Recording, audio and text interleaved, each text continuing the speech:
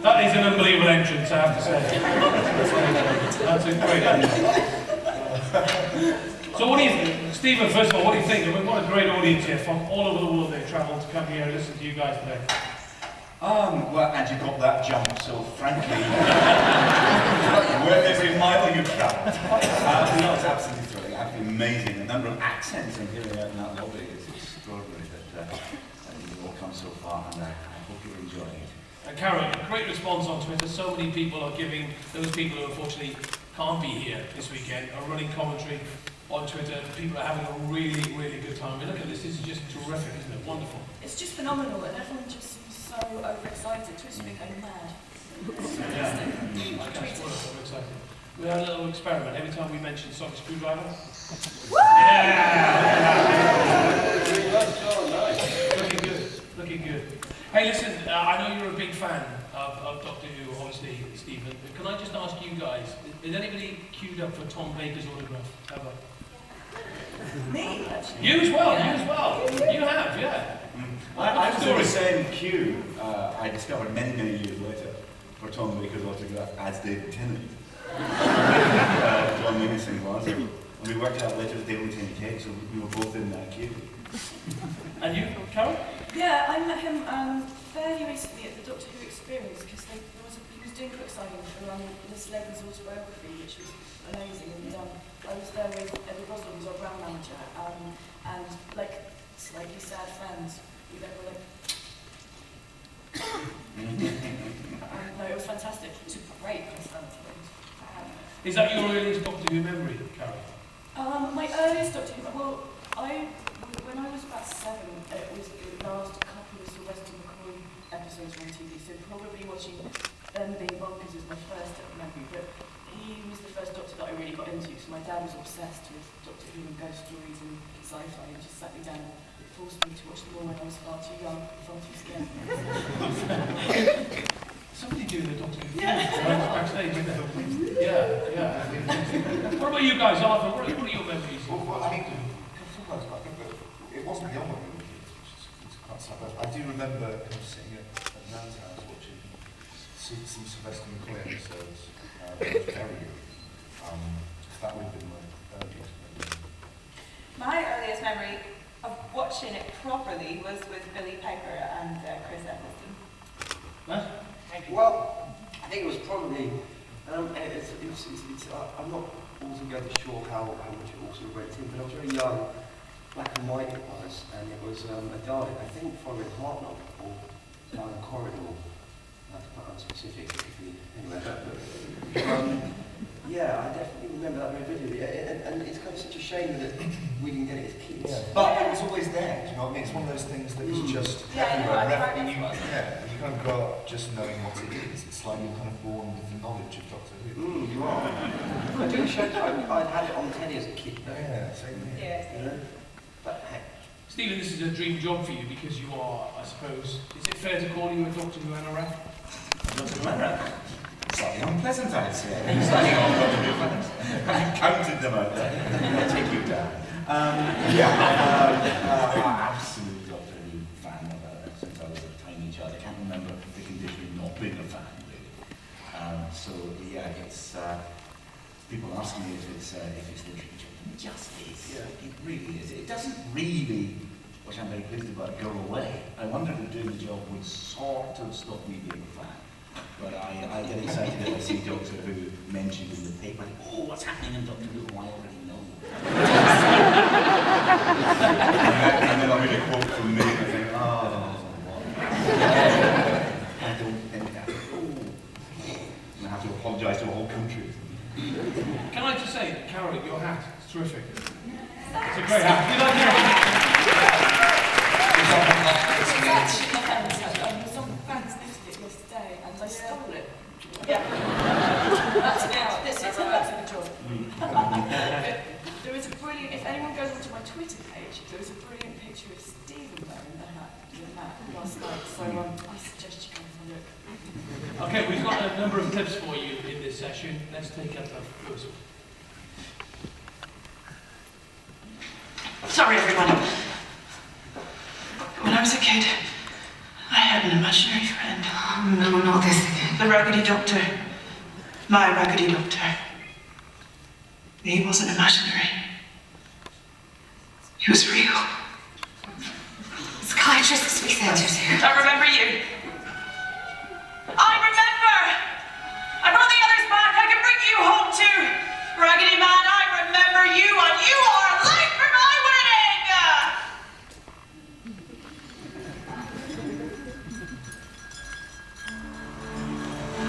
I found you. I found you with words like you knew I would. That's why you told me the story. The brand new ancient blue box. So clever, very clever. What is it? Something old, something new, something borrowed, something blue.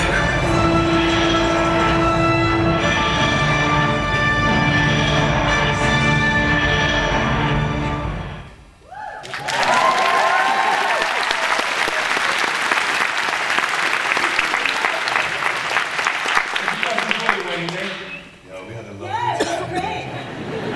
Yeah, it was great. We met this guy on the train the other day, and he was the train conductor.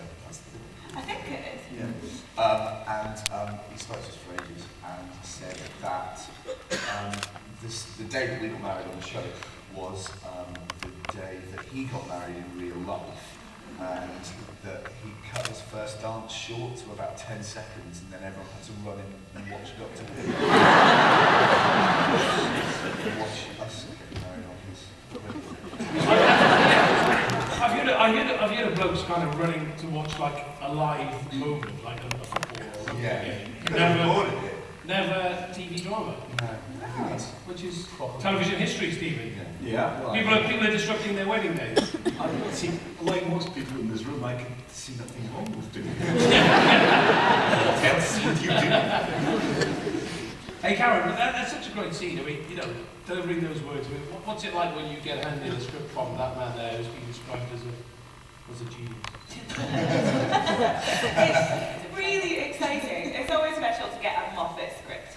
And also, the way you write really makes it easy to deliver it with emotion, I have to say. Because it's kind of already there on the page for you. But also it can be quite intimidating because it's really well written, therefore you have to deliver it well. Yeah, you'll kind of never have, it's great, isn't it? Because the beats never need to be rejigged. Yeah. Yes, you're right. Where do the ideas come from, Steve? I ripped them off other shows. No. I don't know. I mean, it's the hardest thing. You just to think where an idea came from. I was just thinking it was something borrowed, something blue, and how pleased I was. I remember thinking of that. I knew I wanted the Doctor to disappear from reality and be brought back. And I was trying to work. I wanted to be at the wedding, and I thought, oh, something borrowed, something blue. It's the TARDIS. I remember that feeling used to have it, and I felt happy for the rest of the day because I thought that would be so big, that would be so moving. But mostly, I don't really remember. It's just that you'll read a story or in the papers or something will happen, or I'll just, again, like most people in this room, I've been making up Doctor Who stories in my head since I was a tiny child. Now they just get out of my head and get on television, which is good. I'm sure you've been asked this many times. I mean, where do you write all your stuff? Office? Home?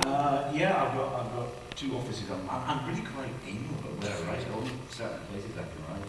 I've got an office in my Cardiff house, an office in my London house.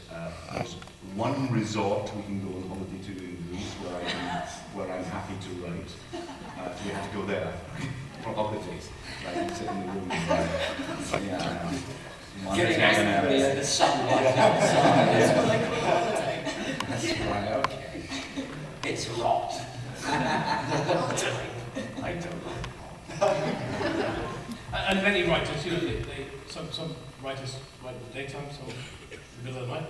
Oh no, it's pretty much. I pretty much do from 9 till 7. The hours that the nanny's in, and when sometimes through the night if I'm late, as I always am, so I go off and do that. Sometimes more often these days I get up very early in the morning. I get up at 4 or 5 and start then. No way, really? Well, that's just if I've got meetings later in the day, I try and compensate for. So you do a little bit of writing first, and then do your meetings? Or Yeah, because once I've done something else, I can't, at the end of the day, I can't seem to get back into it, so I have to do that about every day. I'm actually trying to say something. Okay, let's take a look at a little bit of off.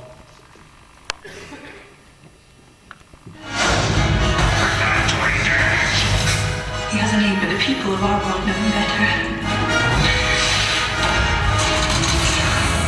As the last centurion.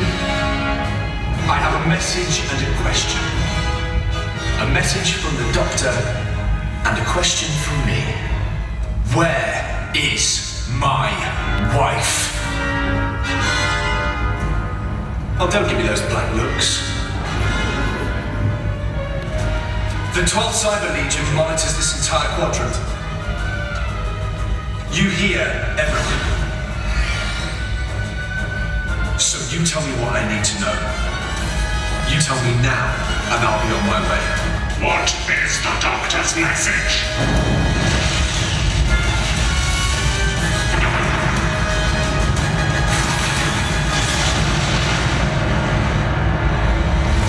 Would you like me to repeat the question?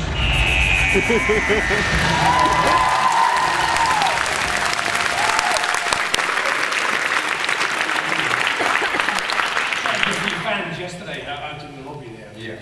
I love you. I don't really have a response to that. Cool. Of course they do. That's nice. Mom and Dad are over there. Hello.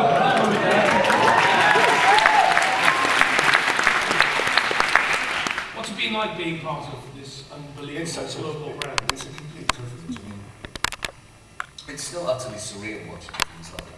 I mean, you can't look at it and go, oh, we just giggle. Yeah, we do. It's like, oh, it's Star Wars. You know, we've still got that kind of giddy excitement about it. But I don't know, we were kind of talking about this the other day, because we're in the middle of filming at the moment, and we concentrate so much on working, making each moment the best that it can be.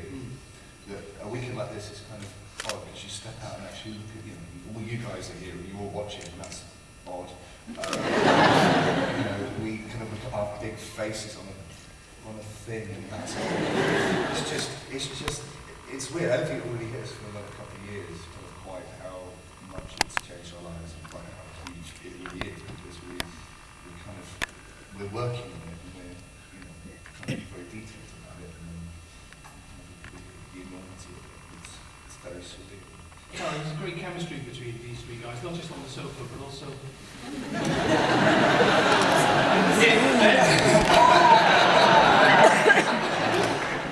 He ended that, I didn't. But also on the screen, and that's something quite unique, isn't it? To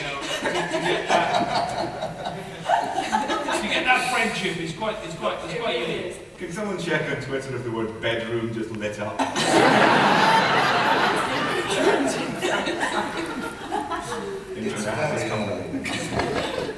Yeah. But did you know you had that magic lens, Stephen, when you were casting these three guys? I don't know about the bedroom. Well, it's people always talk about the chemistry. So what it is actually it's really great. And it's three people who've become very good friends, but they're all superlative actors in their own right. But when they've around together and worked together so long and in such detail and with such a mad range of things to do, that it has a acting machine that it's instantly perfect. The read-through stuff.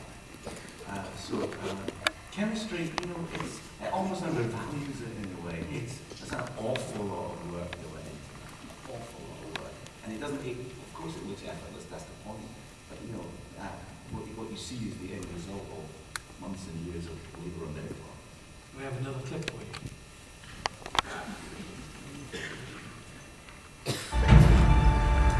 One more, just one.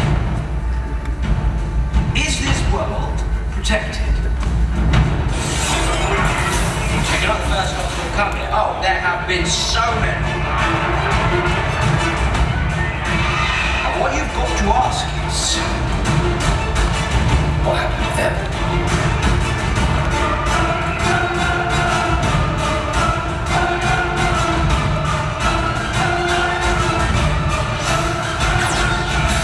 Hello, I'm the doctor.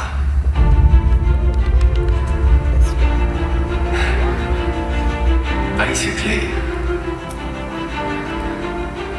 run.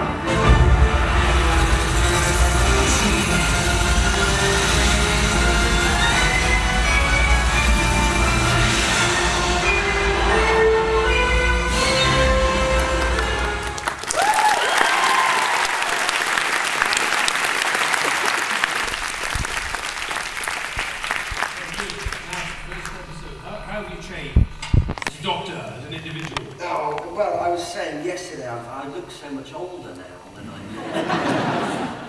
did. A wave of non-reassurance.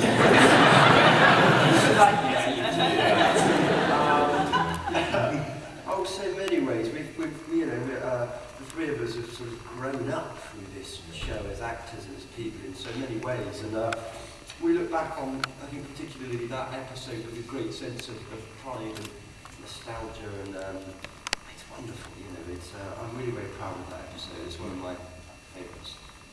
And you guys have worked together, haven't you? Yeah, we have. We play. In the theatre room, so we played agents. We played these American. Well, I was a budding wannabe agent, and you were a brilliant. And, It's funny because kind of status-wise, I was quite aggressive. you were really aggressive. And you're so quiet. It could be quite. He gets cross with the doctor. But we always said that we wanted to work for us. Yeah, which was really exciting. So when So you get the part first, but what did you think when he's given the job of being the doctor? Well, I was at my granddad's house, Jack. And I saw the news and I just went, oh, I can't wait to get pencil for this man's face on.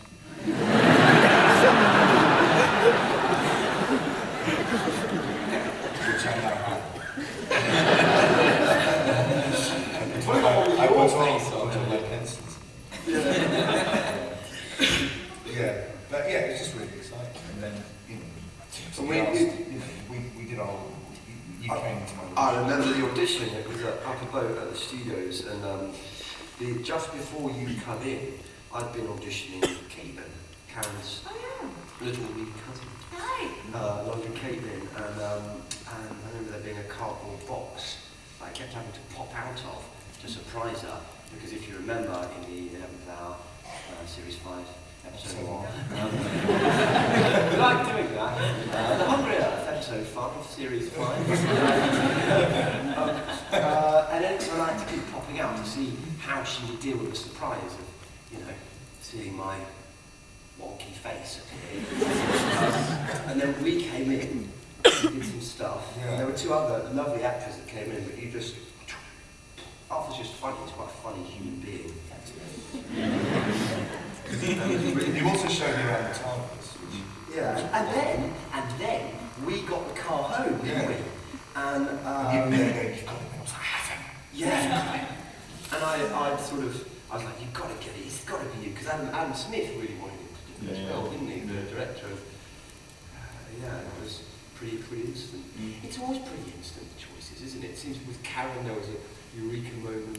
It is, I mean, because when it works, when you're not casting in desperation, they cast themselves. You know, it's very easy to cast well.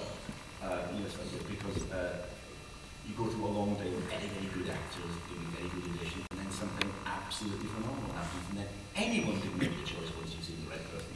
You know, all these three were just way ahead of anybody else. Not the other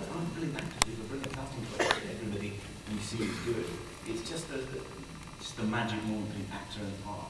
And also, I don't know how I define it, and I always hesitate to say it, but there's a kind of, some people get how to act in Doctor Who, some people don't. You know, there's a style point, there's something about joy and exuberance and pace and tone.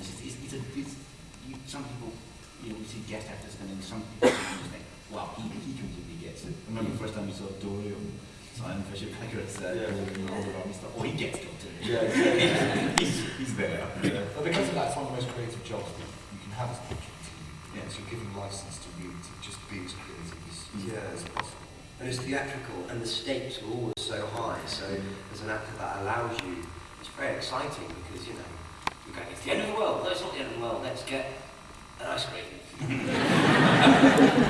sounds like a great episode. That sounds like most of the Don't diss my episode. Killer ice.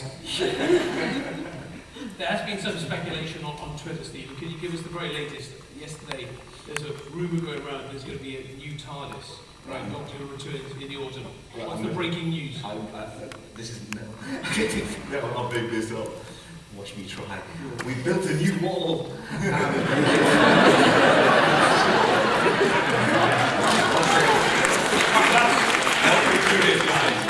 It's the first 360-degree TARDIS now. You can go all the way around it. Oh, try, go with me. You can walk all around it. And we can shoot because for it is really exciting. Yeah, it is. It is exciting. Was it Gap?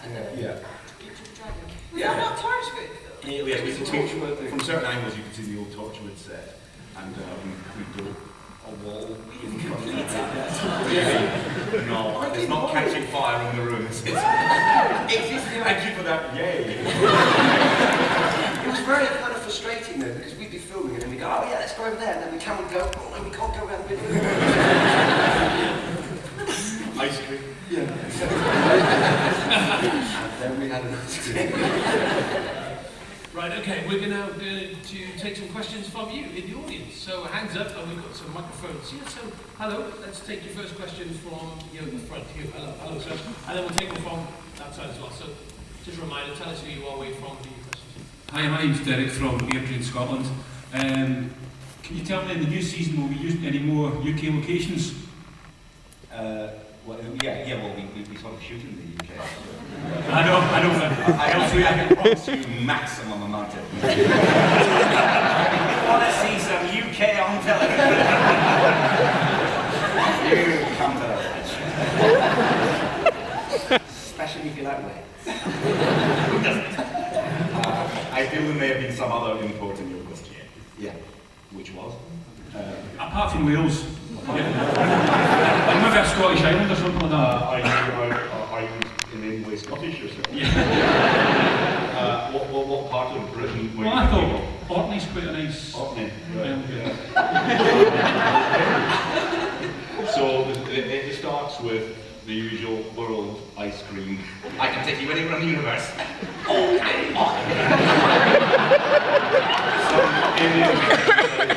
The best staging post for an invasion is Orkney. Orkney. I'm sorry, The world shall fall. Well, no, we'll go there. I mean, it's yes, it was a great vacation. It's not. I'm trying to work if Doctor Who's ever actually really filmed in Scotland, has it? We pretended places in Scotland. But do you know what? I'm going to be very honest with you, and you're not going to like it. We already film in Wales, right? And we thought, let's spend some money. Let's make this show look different. Let's go to Scotland. That's what I'm going with it. Right? It's raining in both places. You can't see it bloody thing. You can just take a bucket over everybody and say it's Scotland. I am Scottish, I appreciate it. It looks like Wales. And you can only see for 3 feet. Differences, ladies and gentlemen of Welsh descent, we have a Grand Slam winning team. There we are. And Scotland finished bottom with a wooden spoon. We're good at snooker. Yeah. Let's go over to the soil of dollars of water. Hi, I'm Rebecca from Durham, and my question's to Stephen as well. Now, I'm sure it's every girl's dream in this room, including mine, to be the doctor's companion. But if it couldn't be me, I'd love it if another wheelchair user could be a doctor's companion one day. And would Stephen ever consider that? Have you ever had any thoughts? I think you could have loads of fun with it. Well, are you going to demonstrate? Where are you? Well, there you are. Well, it's a thought. It's not where we're going this time, but sure, yeah. Yeah. Tell me the fun. What would we do?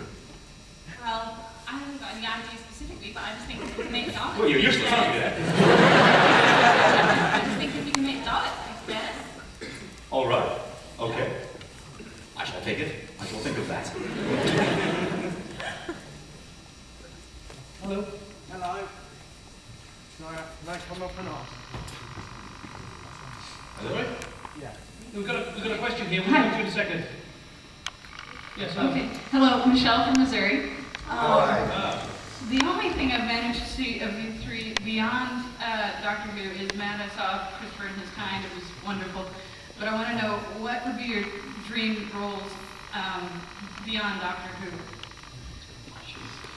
That's a good question. I really want to be on Wes Anderson film. I'm just putting that out there. Yeah, just going to be watching lots of them. I want to play Lady Macbeth. Is that okay to say that because we're in a theatre?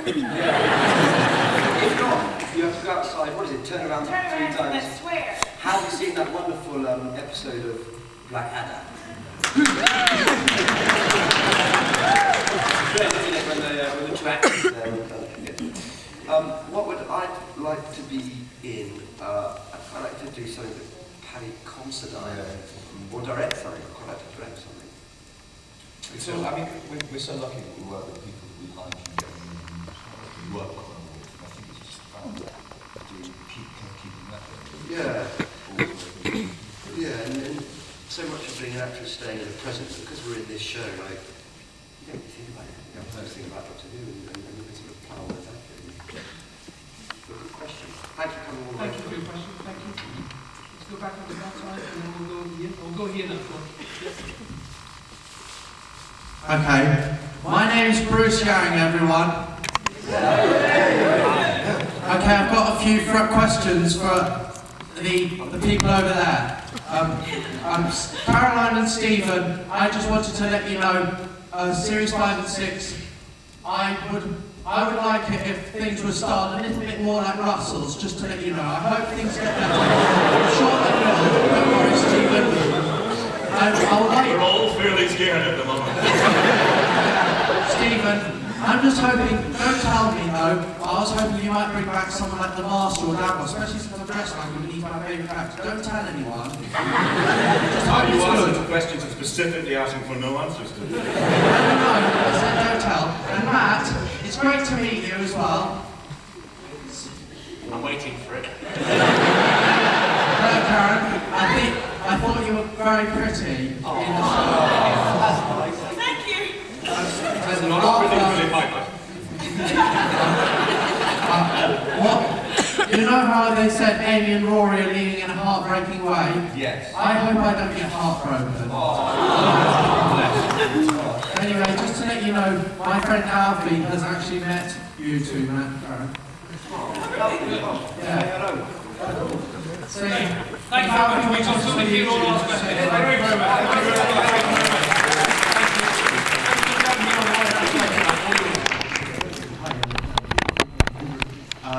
Question to anyone in the family: if you could take a member of any Doctor Who alien species down to the pub for a laugh and a chat.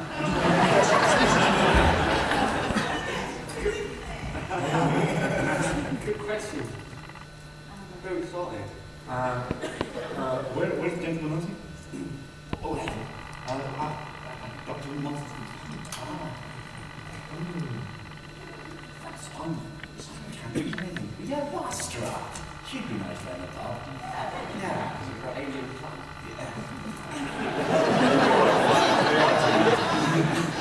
I would take, that's a good question.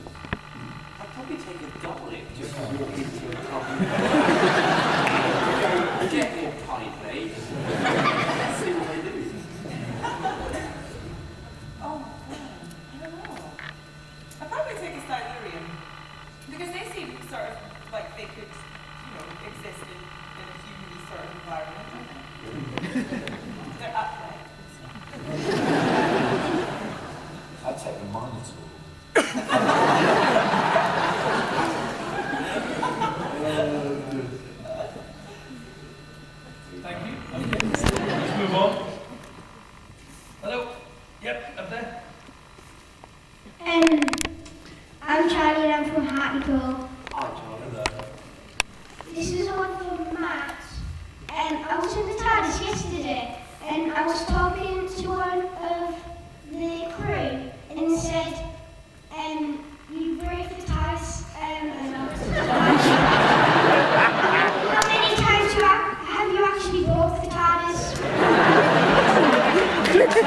A lot. Many times. I'm efficiently clumsy. And there's lots to break on there. Did you enjoy looking around it? Yeah, it's cool, isn't it? Cool. Yeah, sadly a lot. But there's a great prop man called Phil Shellard who fixes everything. You don't talk fixes, you can fix anything, can't you? You can, they just follow us around fixing it. Big shout out to Phil who keeps it all together. Would you break stuff on set? Is it a clumsy character? Yeah. Yes, because you're moving at pace and pulling things. It's a recipe for disaster. Thank you for your question, young man. Thank you very much indeed. And over here?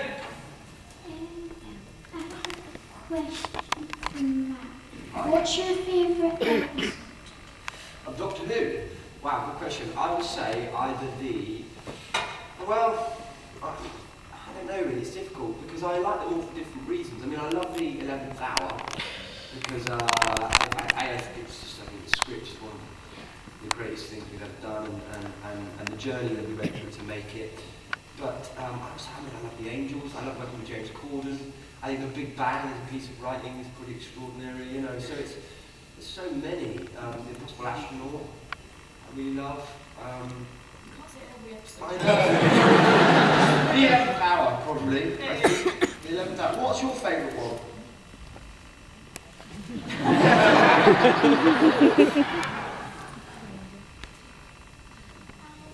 I like all of them.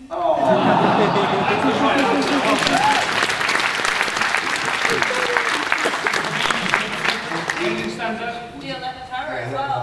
Yeah, then you start going, oh, what's that one? Yeah, that's the Big Bang. No, I just think the Big last Bang hour is amazing. particularly sort of like spellbinding.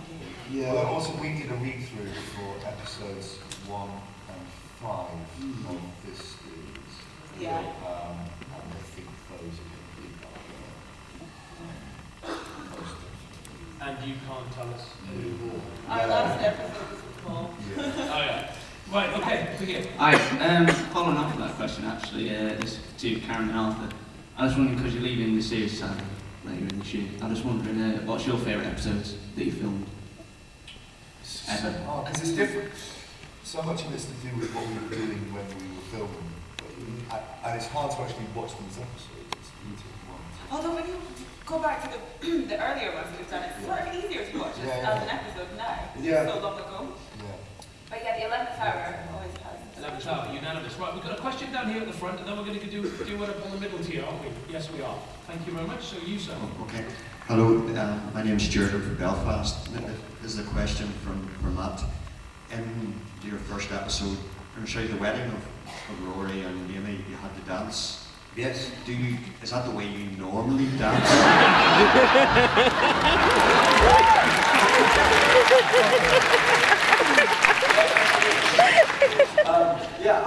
I mean, I sort of figure the only thing you can do with dancing is make a pillock of yourself. I don't quite see you. I don't know how you look cool when you dance. You just have to look. And some people really do. Yeah.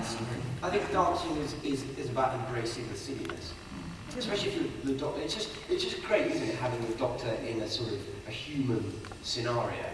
That's what's cool and funny, and because he just goes, just licensed to be silly. Yeah. Kind of how I dance. Thank you for your question. Cheers. My name is James and I'm from Barry. This is a question from Matt. Hi James. What's your favourite ally?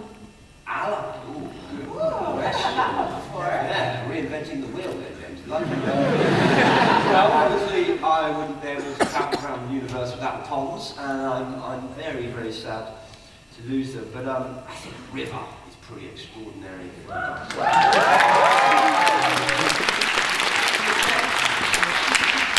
Toms and River. I wouldn't mind getting to questions in for Stephen as well, so if you have got a question for Stephen specifically, put your hand up. Yeah. Put your hand up if you don't have a question. Stand up. Hi there, Matt from Litchfield. You've got different writers for the episodes.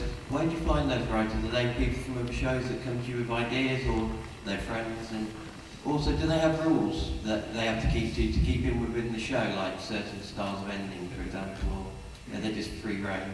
Well, I mean, in terms of, we get right lots of different ways. Some of them are old friends and colleagues of mine. Some of them, Carol's been bringing on some new ones. Sometimes we just find fighters in the street. You know, it's not that many people who can really nail this show. You have to know it and you have to love it, actually, to be able to write it. And you also have to be a really top-flight television writer. You wouldn't do it because it's actually one of the most demanding jobs something I've ever worked on. It's really, really hard to do that. And you have to be good at it. You have to be good at comedy, you have to be good at plot, you have to be able to do pace and action and all that. Very, very demanding show. In terms of the rules, do you know the rules are, I mean, I always say, and I say the rest of that, I said it to the cast, is treat it like you own it. Treat it like it's yours. The people who write Doctor Who, well, people who play in Doctor Who, well, the ones who think it's their show.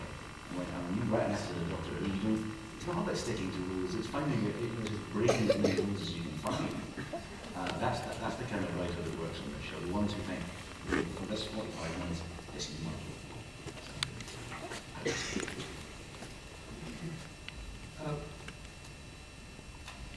My name is Rich from Pennsylvania.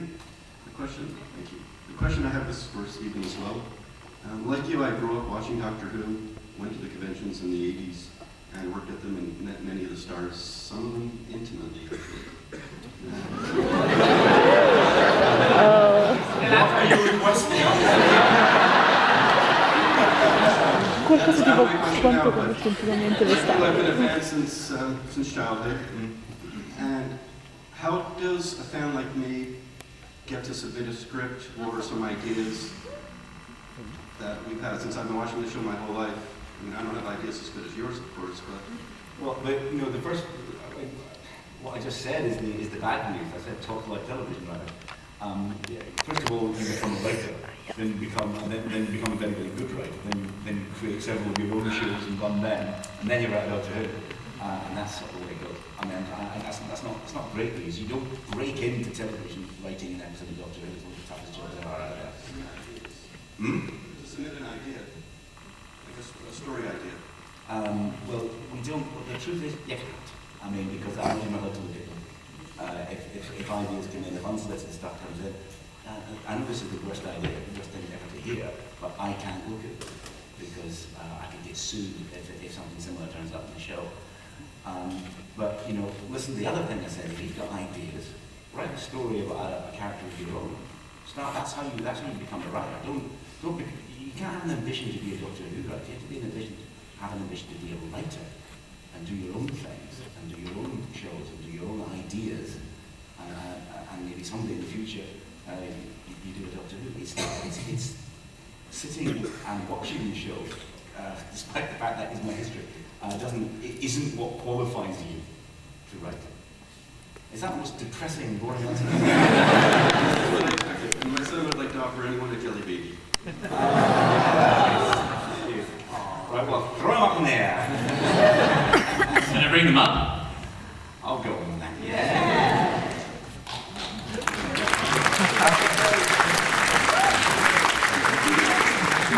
Non ce la faccio più. I swap a fair trade of Jammy and Dodger for a jelly.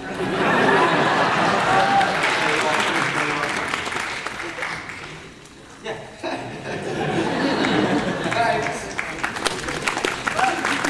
Thank you very much. Thank you. Over here, and then we're going to go here. Down at the very front, please. Yes, you. On your Hello, sweetie.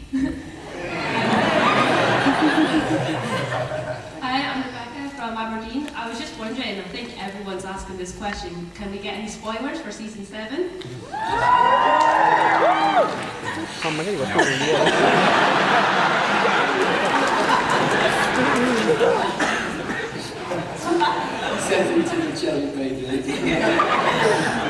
There is something for you, a little surprise for you in the uncut sessions. What's spoilers? Look, the stuff you know already, but we try and keep it under wraps. And you dressed as River Song. Nice.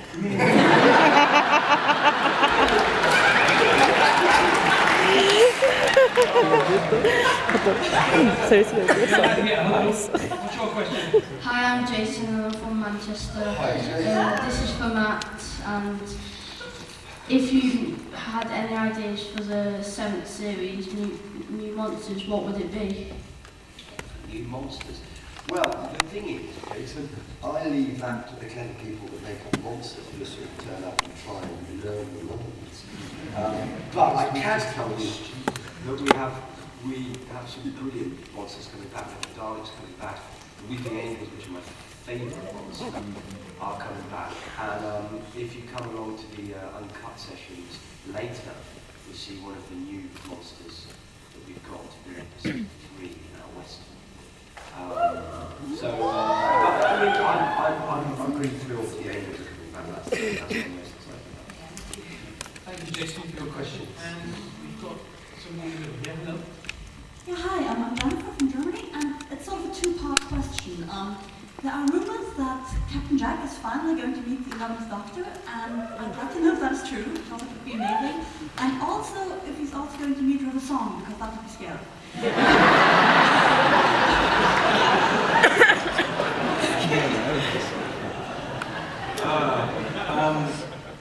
Well, obviously it's that's material in upcoming episodes, so I can't say anything about that. When that's going to happen.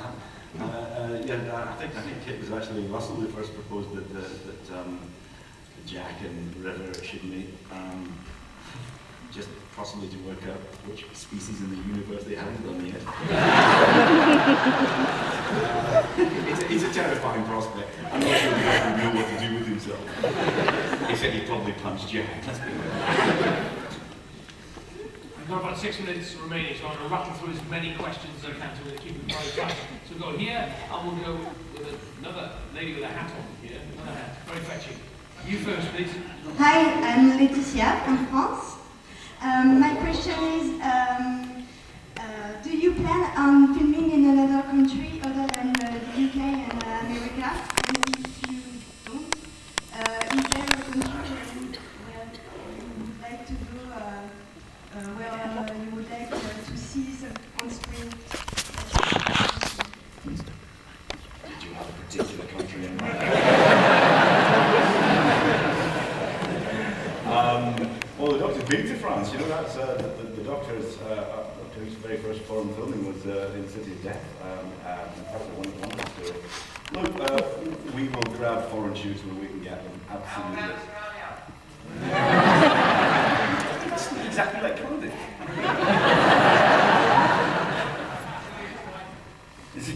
Are you Australian? Good. Look, we love our foreign shoots. They have great value. Story comes first, so you sort of choose. You come up with a story and work out where best to realise it. Dalek invades Ayers Rock. Wouldn't they be sort of a bit disappointed and surprised? This one was quite easy, wasn't it? What exactly do we have now? We shall hollow out Ayers Rock and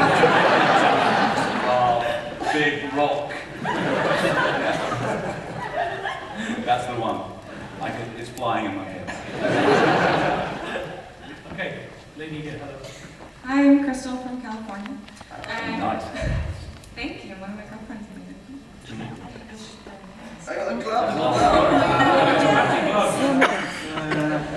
So my question is for you. You've got kind of a horrible reputation for making fans just break your heart and just make... Sit down. And I just wanted to know if you truly make our lives horrible on purpose and beat us on Twitter that just make us really sad. Well, chances are, do I make you miserable accidentally? Is it intentional? Do you purposely put out lines to make us sad? Do you mean tease you about future events in the show? Well, that's all fun, isn't it? We love it, and I want you to keep doing it. Well, no, I think you create interest about this show. You get people speculating about it. Everyone hates it when there's a cliffhanger, but they kind of love it too. So that's what I'm doing. I'm not really just doing it to torture people. I'm not just doing it. I'm also, it does play into my love of torturing.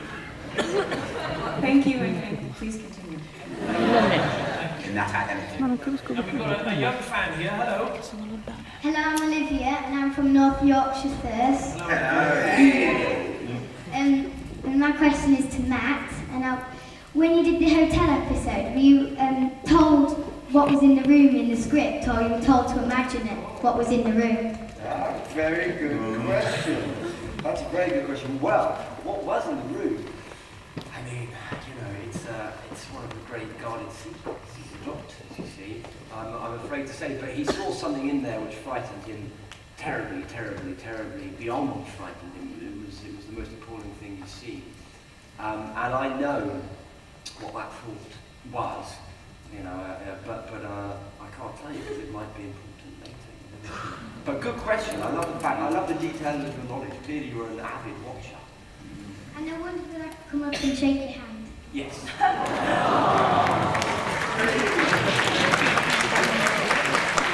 Have a chat with Doctor. Hi, it's lovely to meet you. Good question. Have a jammy dodger. My pleasure. Take me down a minute.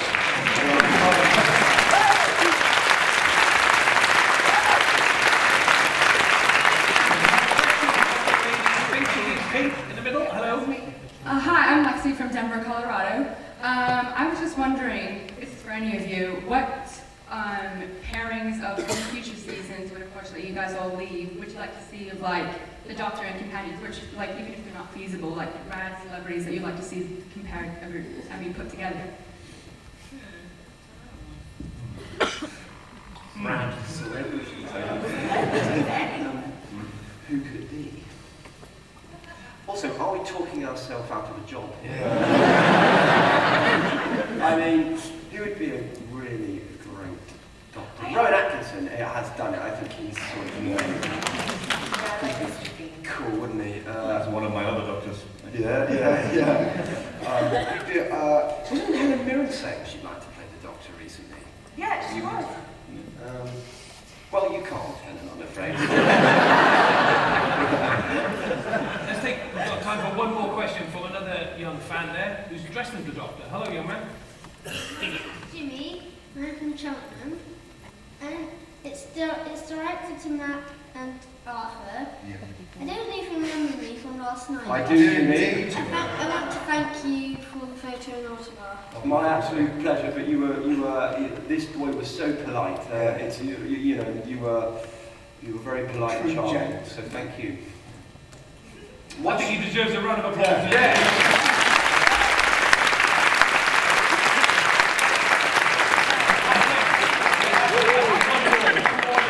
Hello, I'm really sorry if we haven't got your question. We're trying to get around the audience as quickly as possible. Up you go. Hi, I'm Hannah from Norway, and I was wondering, Mohammed, what on earth possessed you to make the weeping angels? Because what horrible, terrifying experience did you have as a kid that made you weep the angels? Where are you, first of all? See you. She's just in the middle there. Oh, yes, I see, gotcha. I think and to this day, I was just scared of everything.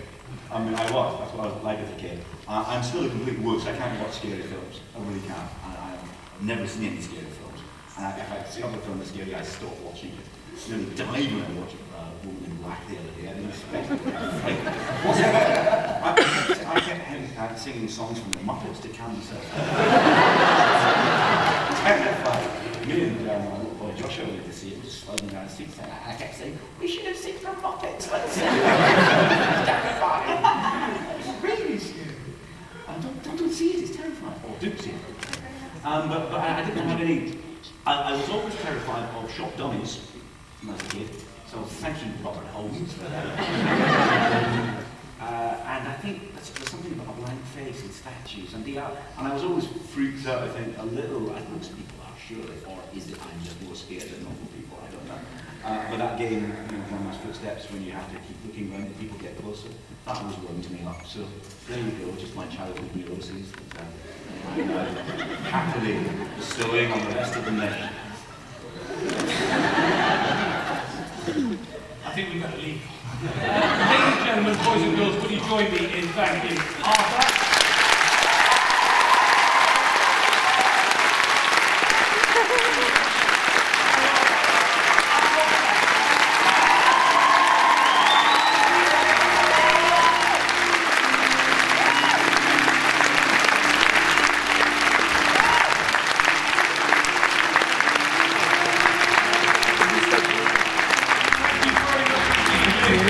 I'm really sorry if we didn't get to your question. We tried to squeeze as many